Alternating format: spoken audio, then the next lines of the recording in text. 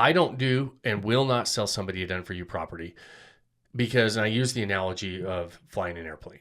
If I could give you an awesome airplane, I could deliver it to you. I say, Jake, here's an amazing airplane. You have the money to buy the airplane. Doesn't mean you know how to fly the airplane, right? And you could not. It'll be in a hangar, well, right? It'll be in the hangar for a long time, dude. So and that's what happens with properties a lot. Yeah. And you see it a lot of times. Have you ever seen? There's a reason they don't do a lot of follow-ups. I used to. We've been talked to about doing some shows on HGTV on A&E, and I talked to the producers, and we were talking. I was talking one day. And we were in California talking to one of the producers for a Netflix series that they were talking about wanting to do with Vodyssey. And they said, you should see some of these properties after these shows are done. They, you know, they come in, they renovate the properties, they look beautiful.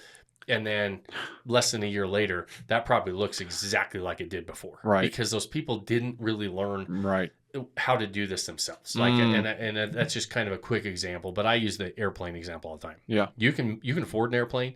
You can want to buy an airplane, and I can give you an airplane, but it doesn't mean you should fly an airplane because you might kill yourself. Okay. Right. And short-term rentals are very much something like that. There are things that are happening on a regular basis, even if you're not managing your property. Decisions to be made on the marketing, decisions to be made on optimizing these properties and different phases you're in. If you don't understand that, and a lot of times it's just decision points, and if you don't understand how to do that, just because you have a beautiful property in a great area does not mean you're going to do well. We buy properties that are beautiful all the time in great areas that are not performing well, and the owner has no idea why they're not performing. And we do. We can look at it and say, well, this is where you're missing here, here, and here. We're going to go make those adjustments, and then all of a sudden it becomes a really good performing property. But if you're buying a turnkey property and somebody's just delivering it, I could deliver you an amazing property in a great area, and my guess is that a year from now it's going to be underperforming. And so that's why we don't do it. I only will work with somebody that is committed to the process of doing this. Right. And listen, I get it. So there's a lot of these high income earners in this situation right now.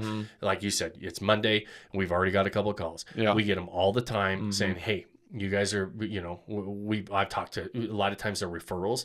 I've talked to so-and-so in your group. They're doing amazing. I'm in a situation where I don't have the time to do this. I just want to buy them. Will you go do it? I'll pay you to do it. And we say no. Yeah. And we say no all the time. It makes complete sense. I just don't, I don't believe in setting somebody up to run down a road they don't fully understand. And if they don't have the time, that means that's not a priority. Yeah. And it's just a place to park some money. Yeah. And if you're going to do that, I think there's many better places to just go park money. Yeah.